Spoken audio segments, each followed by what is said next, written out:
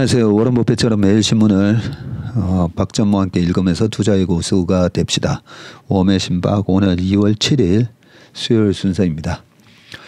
이틀만 지나면 이제 설날입니다. 설날 제가 1월 초에 주식을 좀 팔아놨다가 설 전에 매수하는 전략 그런 말씀을 드렸었는데 우리가 그 명절 효과라고 있다고 했잖아요. 그 명절 효과를 어떤 식으로 활용을 하는 건지에 대한 부분을 말씀을 드리는데 예전에도 2017년 9월이었을 겁니다.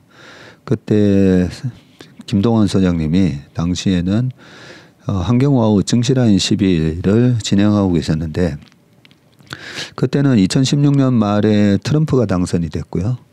그리고 2017년도에는 트럼프가 러시아 스캔들로 탄핵 얘기가 많이 나왔었습니다. 그런 상황에서 트럼프는 북한하고 거의 뭐 전쟁을 할 것처럼 김정은과 얼얼흥거립니다. 그러면서 제가 봤을 때는 그때 러시아 스캔들 때문에 북한을 북한하고의 갈등 이런 걸 이용을 하는구나. 감히 전 세계에서 미국하고 전쟁을 불사하겠다. 미국에다가 뭐 핵폭탄을 떨어뜨리겠다. 이런 얘기를 말할 수 있는 나라가 어디 있겠습니까? 그래서 어떻게 보면 그런 러시아 스캔들에 대한 그런 관심 돌리기 그런 부분으로 활용하기가 너무 좋은 거죠. 그때 저희 아버지께서도 전화가 오셨어요. 2017년 9월 말에 아이들을 저희 형님이 계시는 북경에다가 잠시 보내놓는 게 어떻겠느냐. 이 전쟁이 일어날 것 같은데 북한이 중국을 공격하지는 않을 거 아니냐. 그런 말씀을 하실 정도로 분위기가 안 좋았었습니다. 자, 그런 상황이다 보니까 2016년에서 하반기부터 2017년에 시장이 되게 좋았거든요. 우리나라 코스피 20% 이상 오르고 끝난 해가 2017년입니다. 그때 ISM 제조 PMI도 계속 올라가고 중국의 PPI도 16년 말에 플러스로 들어서고 난 이후로 상당히 좋았고요.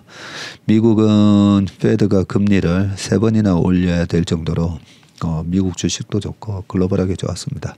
그럼에도 불구하고 전쟁 위기 때문에 9월 달에 전통적으로 9월 시장이 또 좀 안 좋은 것도 있지만 9월 달에 시장이 눌리면서 그때 김동원 소장의 질문이 이번 명절이 연휴가 되게 긴데 그때 한 이틀 하루만 장이 열렸고요. 그 이틀만 쉬면 거의 한 9일 동안 주식 휴가를 갔다 올 수 있을 그런 연휴였습니다. 그러니까 주식 투자자는 어떤 생각을 하겠습니까? 이 긴 연휴 동안에 정말 북한의 미사일을 실험하다가 그 괌 근처까지 그렇게 발사체라고 했었죠. 그때는 그렇게 미사일을 쏘다가 잘못해서 괌이나 사이판이나 미국령에 혹시 떨어지면 진짜 전쟁이 일어나는 거 아니냐.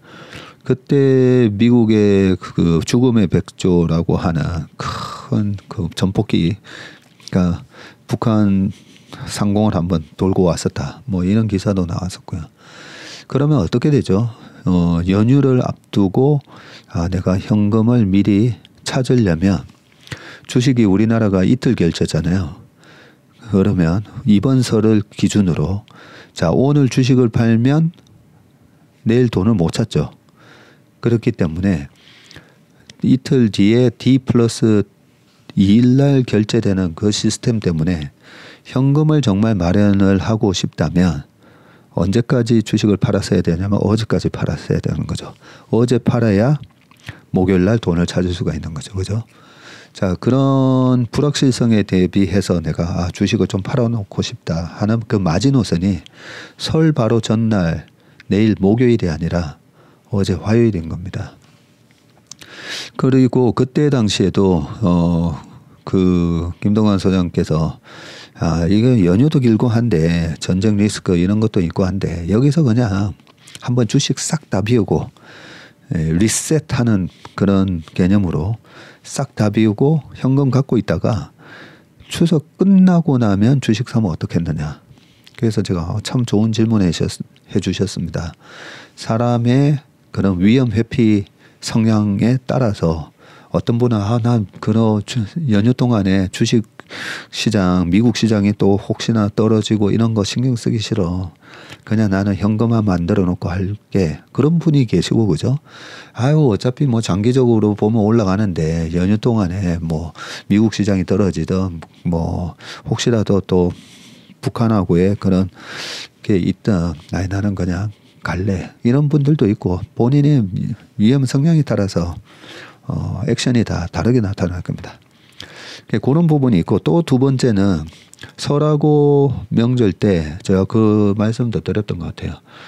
저 같은 경우에도 부산에 아직 친척분들이 많으시기 때문에 그때만 하더라도 코로나 전이었기 때문에 부산이나 김해에 계신 큰아버지 댁을 가기 위해서 저희 부모님하고 같이 다 내려갔었는데 그러면 저희 부모님 형제분들 6남 1녀에다가 저희 어머니 형제분들 그 밑에 저희 사촌들 그 밑에 또 이제 조카들이 많이 있잖아요.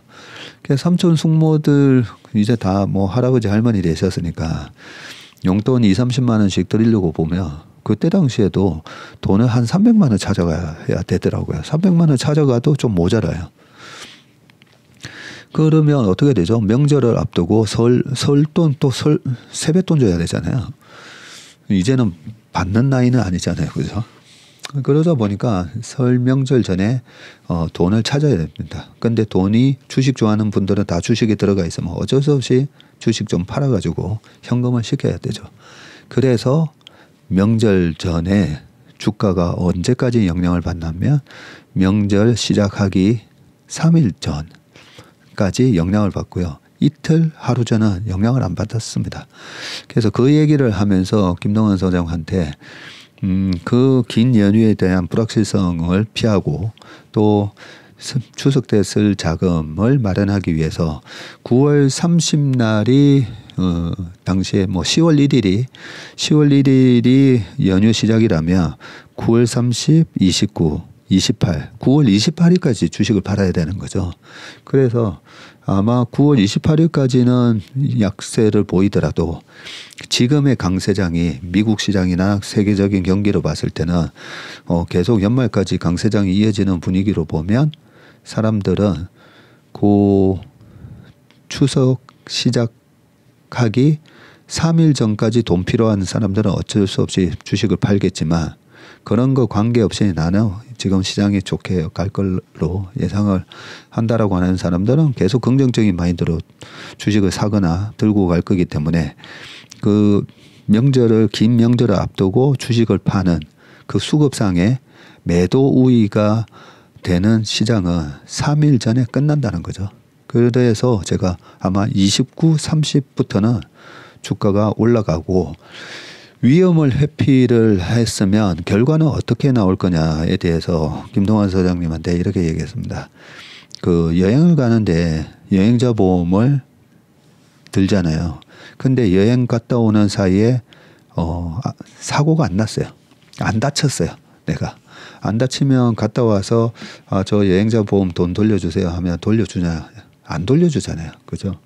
그게 보험이 뭡니까? 리스크에 대한 내가 해지를 하는 거잖아요. 해지 비용이 들어간 거잖아요.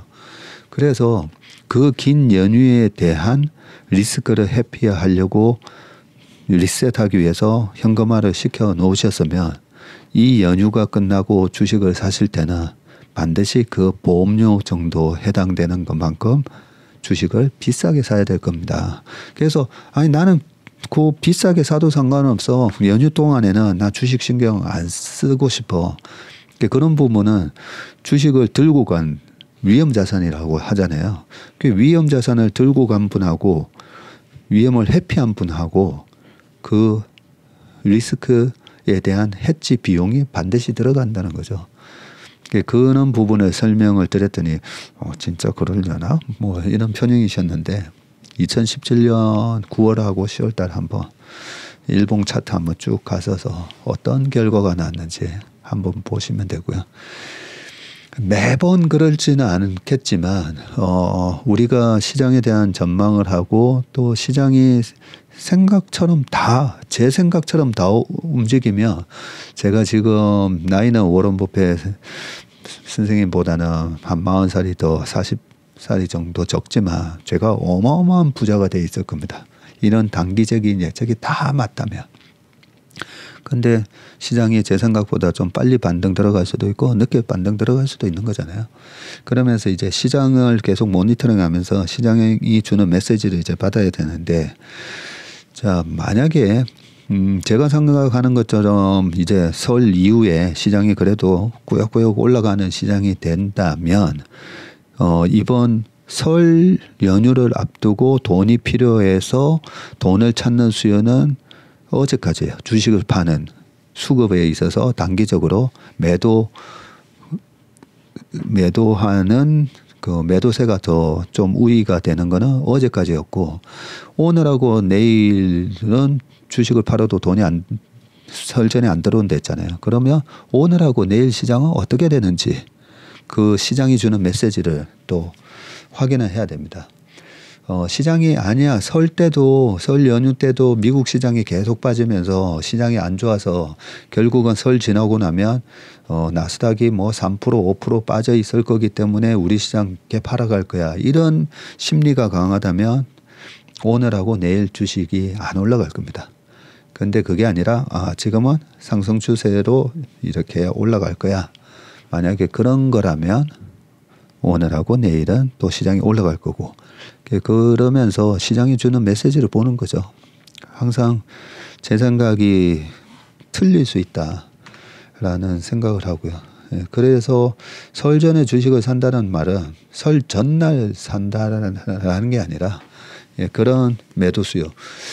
그리고 이번 1월달 시장을 또 조금 약하게 봤던 이유 중에 하나는 말씀드렸듯이 배당 차익 거래가 작년 11월 달에 너무 많이 들어왔죠. 그 부분을 금융투자랑 이쪽에 배당 차익 거래를 하는 선수들의 기간별 제가 집계를 좀 해봤었거든요. 그래서 최근 한 3개월 동안에 기간 매수 매도가 어떻게 됐었나 뭐 그런 걸 보면서 하는데, 외국인이 지금 지난 3개월 동안에 12조를 샀는데요. 기관이 이제 9천억이 됐네요. 9천억이 됐고요. 지난 11월하고 11월 초부터 12월까지 기관이 얼마 들어왔냐면 한 7조 8천억이 들어왔었습니다. 그래서 지금 7천억 남았거든요. 그래서 1월 말까지 이번에 1월 달에 좀 많이 빠졌었잖아요. 그 빠지면서 배당 차익 관련된 거에 이제 거의 다 털렸구나. 그런 생각을 좀 했습니다. 그래서 제가 이런 뭐 설 전에 매수를 하고 이런 얘기를 할 때 참 부담스럽습니다. 그걸 어떤 식으로 해석을 하시느냐에 따라서 그대로 안 됐을 때 박전몰 말 듣고 뭐 그런 부분을 좀 더 한 번 더 원리를 정확하게 한번 말씀을 드렸습니다. 지난 2017년 그때 한 9월 이후 이제 10월, 11월처럼 됐으면 좋겠습니다. 마음은 그렇습니다. 자, 그 다음에 이제 기사를 보겠습니다. 자, 어제 화요일인데 저걸 해가지고요. 오늘은 매경 기사를 가져왔고요. 그러고 보니까 저거를 안 봤네요. 어떤 댓글을 남겨주셨는지 체크를 못했었는데 잠시만 보고 오겠습니다. 어제 6조 쓸어 담은 외국인 그런 얘기를 좀 말씀드렸었고요. 오늘 아침에 우리 이성준 대표가 한국의 밸류업 프로그램이 작동을 하면 미국, 일본처럼 될 수 있는가? 그 굉장히 좋은 내용이라서 그것만 좀 따로 떼서 올려달라고 했었는데 아마 그 내용이 올라올 겁니다. 그거 그거 꼭 한번 체크해 보시길 바라겠습니다. 네. 오늘은 시간이 앞에서 제가 너무 사설이 길어서 오늘 댓글 얘기는 오늘은 좀 넘어가도록 하겠습니다. 자, 매경 기사를 가져왔고요.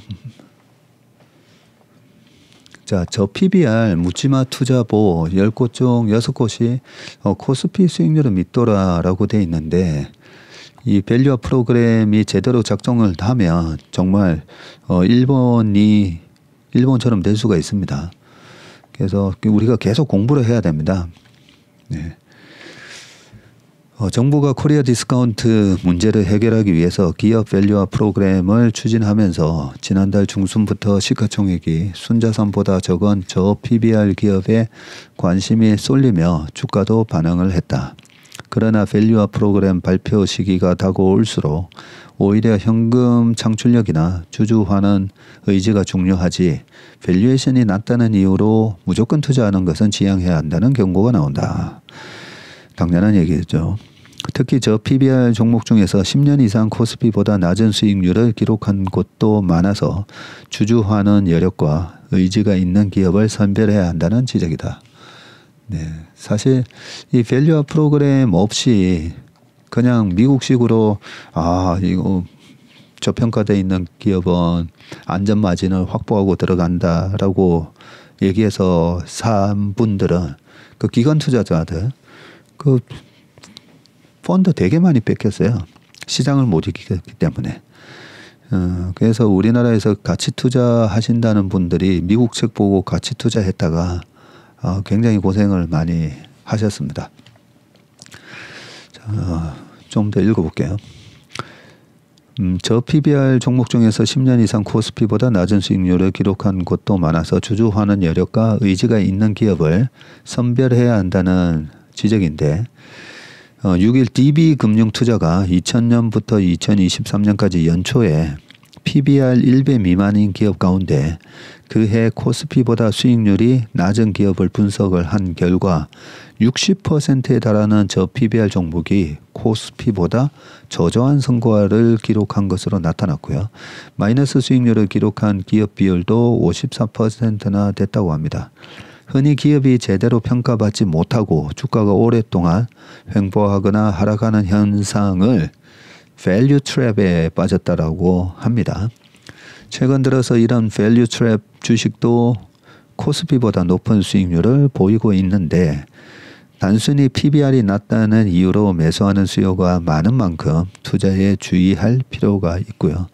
2000년 이후 가치주 장세가 펼쳐진 시기도 있었는데 코스피보다 낮은 수익률을 기록한 기간이 많았다는 것은 단순히 가치주 자산주가 아니라 거버넌스 문제나 업황 부진처럼 투자자들의 관심을 받지 못하는 다른 이유가 있기 때문입니다. 2000년부터 작년까지 24년 중 18년을 시장보다 저조한 성과를 거둔 한진 같은 기업이 밸류 트랩에 빠진 대표적인 종목이고요. 최근 은행주가 주목을 끌며 시총이 상대적으로 적은 제주은행은 테마주가 되어 주가가 급등을 했지만 이 역시 13년간 시장을 못 쫓아가는 수익률을 보였습니다. 업종별로 보면 대부분 은행, 증권, 유틸리티 같은 저 PBR 업종 중에서 밸류 트랩에 빠진 종목이 많았는데 반도체나 제약 바이오에서도 밸류 트랩 기업이 나옵니다. 예를 들어서 PBR이 0.56배인 종근당 홀딩스는 2000년부터 코스피보다 더 나은 수익률을 거둔 기간이 절반밖에 안 된다고 하고요. 밸류 트랩 기업 가운데에서도 올 들어서 저 PBR 종목 찾기에 집중한 투자자들의 매수가 몰려서 주가가 크게 반등한 곳이 많았습니다. 태광산업은 2000년 이후 14년 동안 코스피보다 낮은 수익률을 거뒀지만 올해 들어서 지금 30.3%나 상승을 했네요. 설태현 DB금융투자연구원은 최근 밸류 트랩 종목 중에서도 주가가 급등하는 현상이 나타나는데 집단지성이 작용하는 시장에서 싼 것을 찾아보면 다 이유가 있고 결국 시장은 실적과 실제 주주 환원 정책에 주목하게 되니까 밸류 트랩 가능성이 높은 기업을 제거할 필요가 있다고 말을 했습니다. 실제로 밸류업 프로그램 효과로 주가가 올랐던 기업 중에서 주주 환원 정책이 실망스럽거나 실적이 기대 이하여서 주가가 다시 원점으로 돌아간 사례도 나오고요. 롯데실성은 서초동 용지가 이목을 끌면서 올 들어서 저 PBR 장세에서 주가가 상승을 했고요. 그러나 6일 장 마감 후에 시장 컨센서스보다 70%나 낮은 작년 4분기 영업이익 80억 원을 발표하면서 어닝 쇼크를 내면서 주가는 8.86% 하락을 했다. 반면 적극적인 자사주 소각 정책을 공시한 하나금융지주나 대주주가 교체된 남영유업은 밸류 트랩 원인을 해소하면서 주가가 재평가될 수 있는 계기를 마련한 기업으로 꼽힌다라고 되어 있습니다. 네, 밸류 트랩이라는 또 좋은 용어 하나 배웠다 그죠? 네, PBR 등 기업 가치를 평가하는 기준으로 봤을 때 장기간 낮은 수준에서 거래돼서 주가가 싼 것으로 보고 투자했는데 실제 성과가 계속 저조한 상태에 머물고 있는 것을 밸류 트랩이라고 한다라고 되어 있습니다. 네.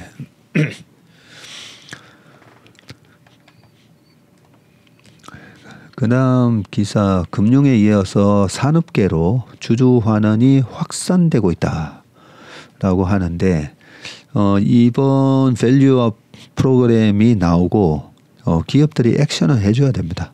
네. 근데 지금 벌써부터 주주 환원에 대해서 발표를 하는 기업들이 나오고 있나 봅니다. 자, SK이노베이션과 HD 현대건설기계가 창사 이래 처음으로 자사주 소각을 결정을 했네요. 금융당국의 코리아 디스카운트 해소를 위한 기업 밸류업 프로그램 발표가 이달 말 예정된 가운데 금융업계에 이어서 산업계도 주주 환원 강화에 동참하는 모습이고요.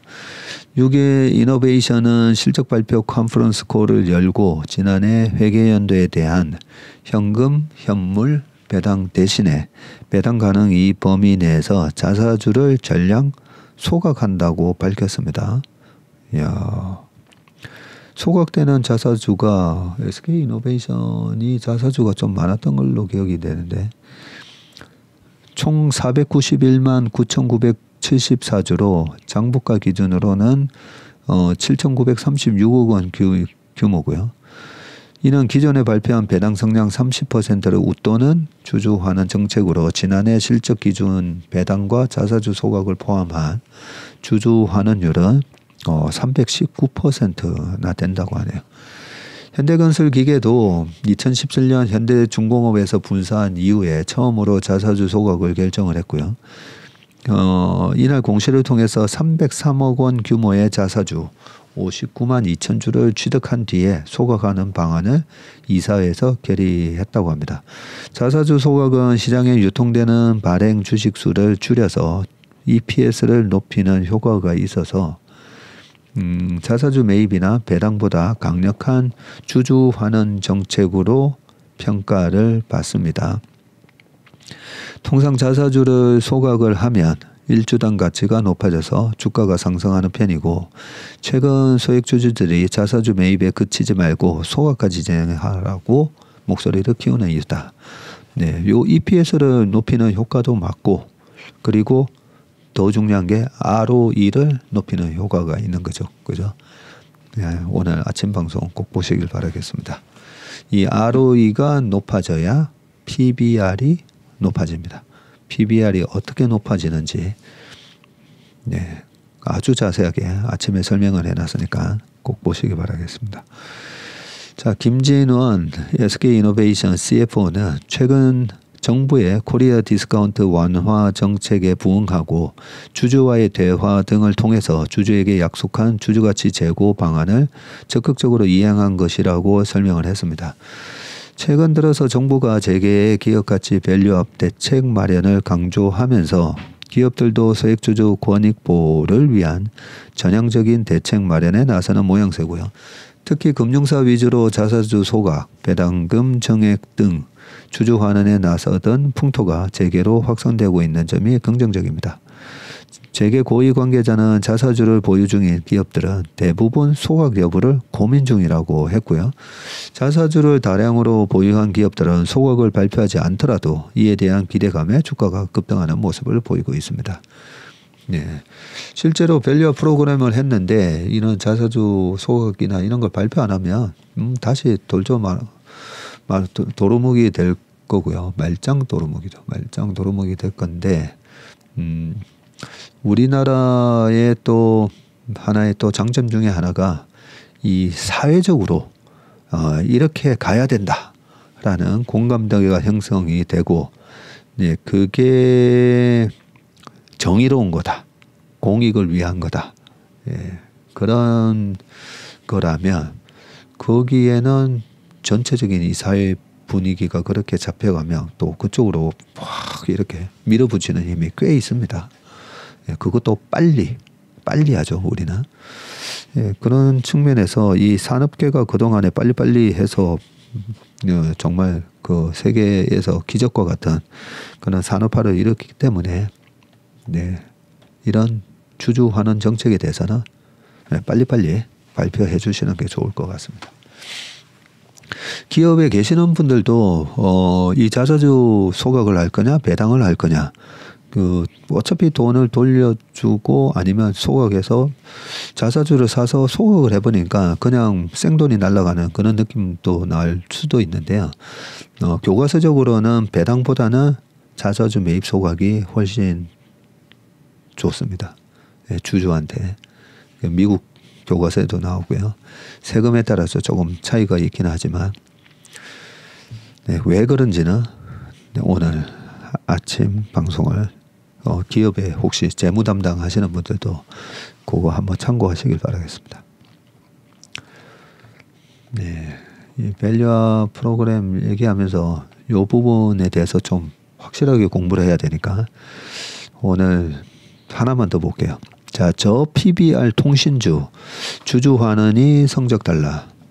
아까 사실 그 DB금투에서 했다는 그 자료에 그 배당 수익률이 포함됐는지는 모르겠네요. 아마 다 고려하긴 했을 거예요, 그죠? 예, 배당을 뭐 10%씩 줬다 그러면 그만큼 배당락이 발생을 하니까 주가에는 안 나타나죠. 코스피랑 그 고배당 주식의 주가만 이렇게 비교를 하면 당연히 이제 언더퍼폼 했을 수도 있는데, 예, 배당 수익률까지 그걸 감안을 했는지는 잘 모르겠습니다. 자, 경기방어주의자 저 PBR주 대표적인 배당주로 꼽히는 이 통신주 SKT, KT, LGU 플러스 주가 희비가 엇갈리고 있다고 하네요.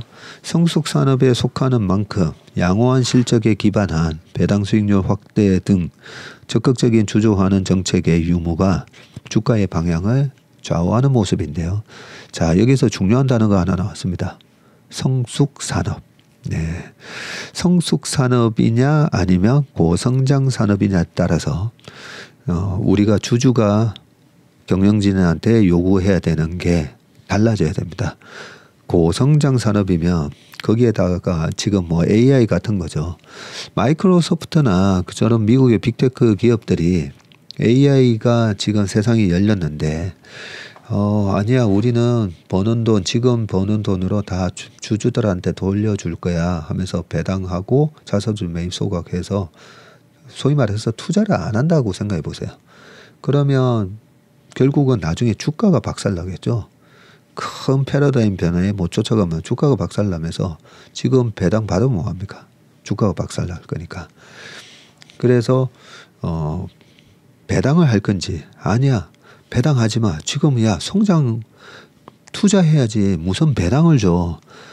그래서 옛날에 90년대 말에 마이크로소프트도 그랬고 그 빅테크 기업들은 그때는 한창 투자를 해야 되기 때문에 주주들이 배당을 요구하지 않았습니다. 계속 투자해.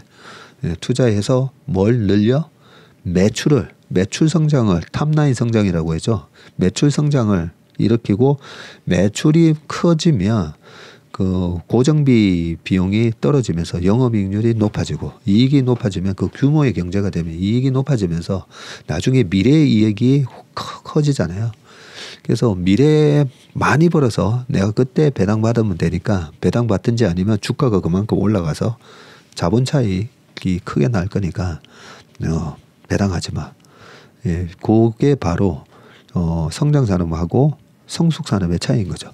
근데 성숙산업은 우리나라 통신 뭐 5,200만 명에다가 인구도 좀 준다고 하는데 그리고 3사 과점 형태에다가 물론 알뜰폰도 있고 뭐가 있긴 하지만 이 과점화된 시장, 우리나라 은행도 마찬가지죠. 이 과점화된 시장에서 성숙산업이면 번 돈은 어떻게 해야 되느냐? 뭘 투자를 해요. 예, 투자할 것도 있긴 하지만 투자보다는 그냥 배당해. 그거 회사에다가 쌓아놓지 말고 배당하거나 자사주 소각을 해. 주주 환원을 거의 100% 해. 요렇게 이제 요구할 수가 있는 거죠. 그래서 내가 투자하는 기업이 지금 어떤 라이프 사이클에 있어서 고성장기에 들어가 있는 기업인지 성숙기에 들어가 있는 기업인지에 따라서 주주 환원 정책이 달라져야 된다. 그 얘기를 좀 먼저 말씀드리고요. 자, FM 가이드에 따르면 통신 3사는 각사 PBR이 모두 1배 미만인 대표 저평가 종목으로 분류되고요. SK텔레콤 0.97배, KT 0.59배, LG U+플러스 0.55배로 모두 1배 미만입니다. 매출은 매해 꾸준히 만들어내고 있는데도 이익을 크게 키우기 어렵다는 한계로 주가 상승폭이 제한되어 왔고요. 정부가 최근에 강조한 밸류업 프로그램을 통해서 기업 가치를 높이고자 하는 대표 섹터에 통신주가 속해 있는 거죠. 자, 그런데 최근 6개월 수익률이 제각각인데 지난 6개월 동안 어제까지입니다. 누적 수익률은 KT가 22.9로 가장 큰 폭으로 상승했고요. SKT는 8% 올랐네요. LG U+는 2.68의 상승에 그쳤습니다. SKT는 PBR이 0.97이니까 1배인데 KT가 0.59니까 그죠? 주가가 오를 만한데 LG U+가 0.5인데도 많이 못 올랐네요. 자, 이 기간 통신업종을 대표하는 KRX 방송통신지수가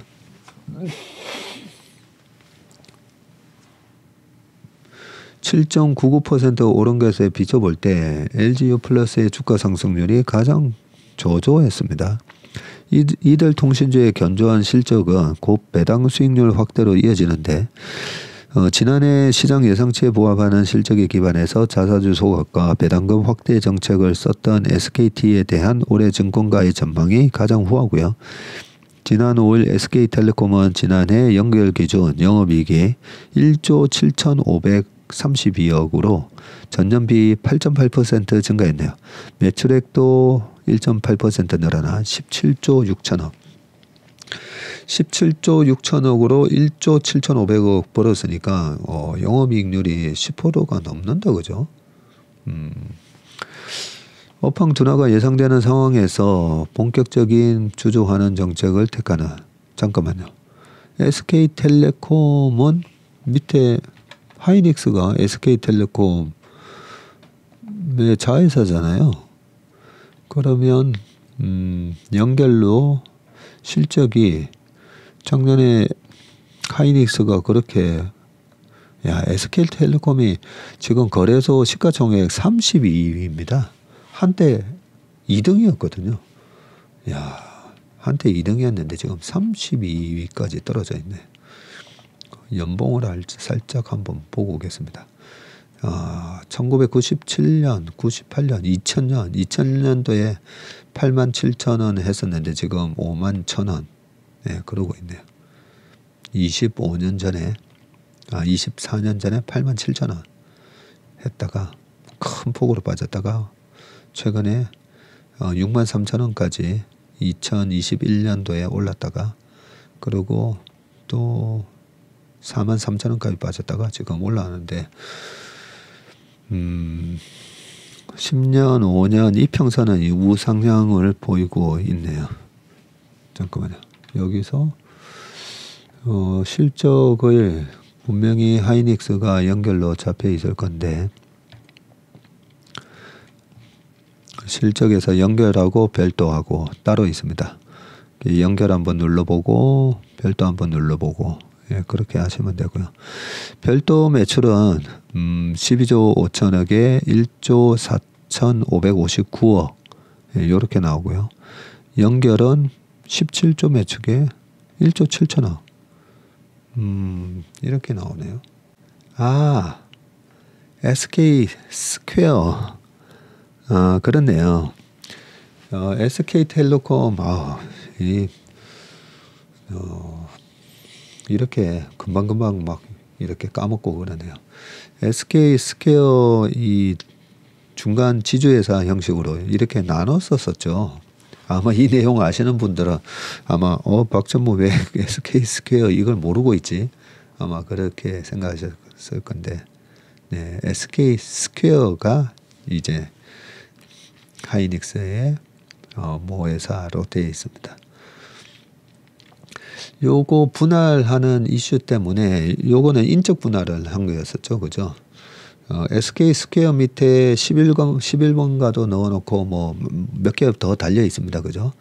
예, 달려 있고 그래서 SK텔레콤에서 통신사업부 그 다음에 SK 그 밑에 11번가부터 해서 몇 개 줄줄이 다는 지주사 요렇게 SK 스퀘어로 분할을 해서 나중에 결국은 이 SK 스퀘어를 주 SK랑 또 뭐 합병하지 않겠느냐 뭐 그런 얘기들이 있었었는데 네.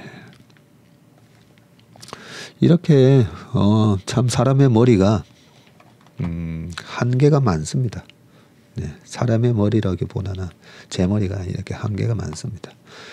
네. 그렇게 주식을 오래 하면서도 또 까먹고 그죠? 자, 기사를 다시 한번 보겠습니다. 저는 SK텔레콤 방금 보는데 연결하고 별도하고 차이가 없어서 깜짝 놀랐네요. 자, 계속 좀 밑에 거 읽어볼게요. 업황 둔화가 예상되는 상황에서 본격적인 주주환원 정책을 택하는 SK텔레콤을 적극적으로 매집하라는 의견이 나오는데 김아람 신한투자증권연구원도 올해 통신업황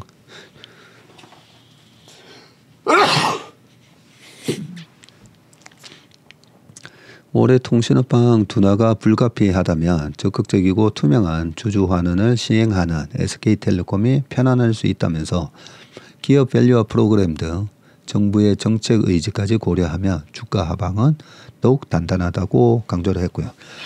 KT도 적극적인 주주환원 정책을 기반으로 외국인 매수세가 붙으면서 지난 6개월간 가장 큰 폭의 주가 상승세를 기록을 했다고 합니다.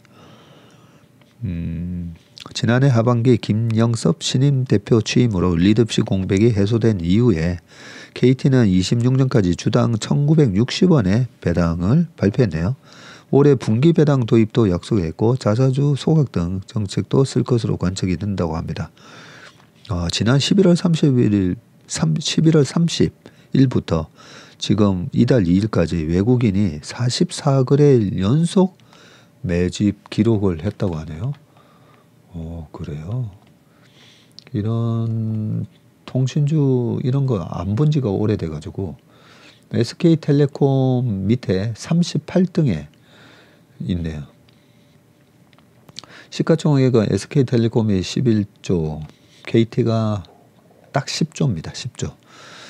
KT도 그때 98년도에 19만 9천 원, 이때 KT 프리테일하고 뭐 해가지고 한참 닷컴 뽑을 때 18만 원 갔다가 지금 3만 8천 원 뭐 이러고 있고요. 야, KT가 4년 연속 양봉이 났네요. 22년도 그 험악한 장에도 플러스 10%가 났습니다. 현재 주가 기준으로도 배당 수익률이 5.18인데 조금 전에 잠깐만요. 얼마 배당 안 됐죠? 1,900원? 1,960원, 2,000원 정도 하니까 2,000원 정도 하는데 주가가 38,000원. 2,000원에 4만원 하면 딱 5%인데, 그죠? 지금 38,000원이니까 5.18%고, 야, 올해 들어와서도 11.63% 그렇게 수익이 났군요. 수급을 딱 눌러보니까, 2월 5일날 한 14만 6천 주 팔았는데, 그 전날 99만 4천 주, 그 전날 50만 주. 11월, 12월 내내 샀네요, 진짜. 잠깐만요. 근데 외국인이 SK텔레콤이나 KT나 통신주, 방송 이런 거는 50% 이상 못 사게 돼 있거든요. 그래서 외국인 한도라고 있습니다. 한도. 그 외인 한도를 보시면 되고, 지금 KT가 49% 외국인이 들고 있고, SK텔레콤은 외국인 41.7%. SKT는 목에 찼다가 지금 외인 비중이 좀 줄어 있네요. 그리고 KT가 44.17%입니다. 외국인 한도는 49%입니다. 50이 아니라. 네, 재밌다, 그죠? KT가 이렇게. 그리고 좀 전에 SK 스퀘어 11번가를 갖고 있었으면 최근에 11번가 매각이 지금 된다, 안 된다, 뭐 이러면서 저걸 어제 기사에 알리페이로 알리는 안 산다, 어쩐다, 뭐 했던 걸로 기억이 나는데, 그죠?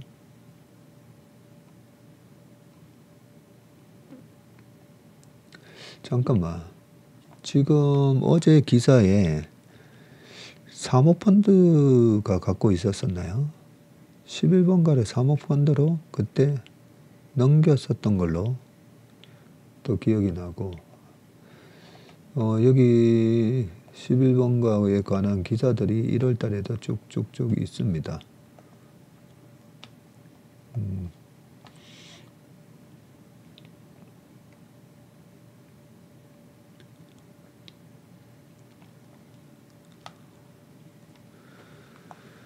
네, 그 재무적 투자자인 나일홀딩스가 가지고 있다고 그랬었고, 그죠? 네. 이거 보다가 너무 기사 시간이 많이 좀 지나가 버렸네요. 아이고, 시간이 43분이나 됐네. 네, 여기까지 통신주 얘기는 여기까지 하겠습니다. 자, 그 다음에 트럼프가 재집권을 하면 장기적으로 중국이 가장 이득을 볼 것이다. 요게 있는데요. 누가 이런 말씀을 하셨죠? 지난해 방한한 이보 달더 미국 시카고 세계문제협의회 회장은 트럼프 전 대통령이 올해 대선에서 대통령에 당선이 되면 인도 태평양 지역의 안보 동맹이 무너질 것이며 이는 안보뿐만 아니라 경제적으로도 중국의 가장 큰 이득이 될 거다라고 하셨네요. 버락 오바마 행정부에서 나토 미국 상임 대표, 주 나토 미국 대사를 지내셨었군요.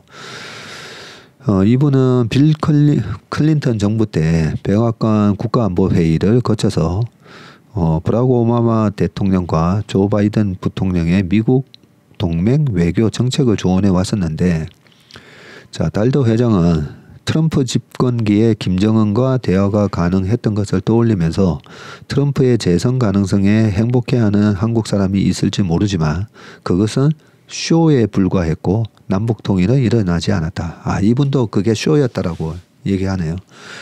그는 트럼프 전 대통령이 재선에 성공했을 때 인태 지역의 가장 큰 변수는 미국 철수, 즉 한국 평택이나 일본 오키나와 같은 주둔지에서 미군이 떠날 수 있다는 점이고, 이렇게 되면 지역 내 안보 동맹을 기반으로 성장한 한국과 일본의 눈부신 경제 발전은 더 이상 없을 것이라면서 장기적으로는 중국이 가장 큰 혜택을 받는다. 그런 원리군요. 조 바이든 정부 들어서 인태 지역의 안보 동맹을 강조해 왔으나 러시아가 우크라이나를 침공하면서 한국과 일본이 국방비를 큰 폭으로 증액을 했고 대만은 신무기를 사들이고 있고 이 역시 중국이 가장 원치 않는 그림일 것이라고 했고요. 그리고 트럼프 전 대통령이 다시 대통령이 되면 미국의 나토 탈퇴 여부가 중요한 게 아니라 동맹으로서 미국에 대한 전 세계의 신뢰가 사라지는 게 문제다라고 했고요. 내가 주 나토 미국 대사로 지냈을 때뿐만 아니라 한국 같은 동맹국 주재 대사는 대부분 동맹국의 끊임없는 의심에서 미국은 유사시 동맹국을 방어한다라는 단순한 명제를 확신시키기 위해서 거의 모든 시간을 허비한다고 합니다. 하지만 트럼프 전 대통령이 백악관으로 돌아가면 미국이 동맹국을 방어할 의지가 없다는 데 오히려 확신을 주게 될 것이고 바이든 대통령도 러시아 우크라이나 전쟁 초기 전술 미사일인 에이테크음스를 비롯한 무기를 공급하면서 우크라이나 곁을 지키겠다고 했지만 지금 그 약속을 이행하지 못하고 있다고 했고요. 미국 의회의 정쟁 속에서 우크라이나 예산안이 통과되지 못한 점을 지적을 했다고 합니다. 한국, 일본, 호주, 뉴질랜드 등 아시아 태평양 4개국이 나토에 적극적으로 참여하고 있는 것과 관련해서 아태 국가들이 나토 회의에 앞서서 아태 지역의 우려를 전달하는 것은 좋은 일이지만 유사시 아태 지역의 안보를 지켜줄 수 없다는 점을 기억해야 한다면서 나토는 대서양을 중심으로 하는 안보 기구일 뿐이라고 못을 박았습니다. 그는 따라서 한국과 호주를 주요 G7에 가입시켜서 주요 G9으로 발전시키는 것을 강력히 지지한다라고 얘기를 하셨네요. 네. 그러니까 약간 트럼프를 디스하는 얘기다, 그죠? 그 다음에 주가 폭락전 한 달 전에 회사를 떠나 NYCB 임원 수상한 사직이라고 돼 있는데요.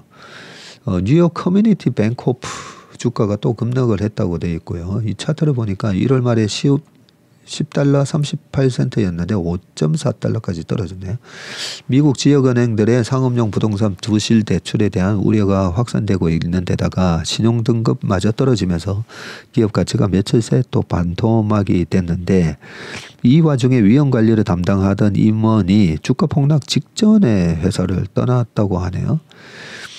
신용평가사 피치가 이 회사에 대해서 지난 2일 트리플 B에서 트리플 B 마이너스로 한 단계 낮췄고요. 지난해 4분기 실적 발표 결과 NICB가 두 개의 상업용 부동산 대출과 관련해서 대송 충당금을 높여 잡으면서 해당 분기 3,400억 원의 손실을 기록한 데 따른 것이라고 얘기했습니다. NICB 경영진의 부실 리스크를 사전에 감지한 정황도 포착이 됐는데 2019년부터 여기 CRO, Chief Risk Officer겠죠. 최고 위험 책임자를 맡아온 니콜러스 먼슨이 지난달 초에 돌연 사임을 했고 사임 이유는 전해지지 않았지만 이 은행이 대규모 손실을 기록할 것을 알고 책임 회피를 위해서 짐을 싼 게 아니냐 그런 의심을 했다라고 되어 있습니다. 미국 상업용 부동산 대출 부실에 따른 타격은 일본, 유럽 등지 은행으로 확산되고 있고 일본의 아오조라 은행은 지난 1일 미국 상업용 부동산 관련 대출 손실을 이유로 올해 1분기 실적 전망치를 대폭 하락하면서 주가가 21.5%로 폭락을 했습니다. 미국 상업용 부동산 시장 둔화로 은행권 영향이 당분간 지속될 수 있다는 경고가 나오고 있고요.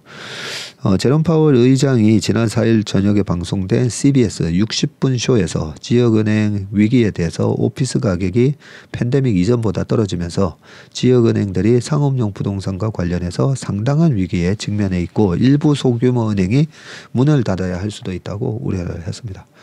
지난 3월에 이어서 또 지방은행 사태가 일어나는 거 아닌가 그런 걱정이 되네요. 네, 경쟁사만 10이고 주름 깊어진 보톡스 시장 요거는 한번 읽어보시길 바라겠습니다. 오늘 웜의 신박은 여기까지 하겠습니다. 고맙습니다.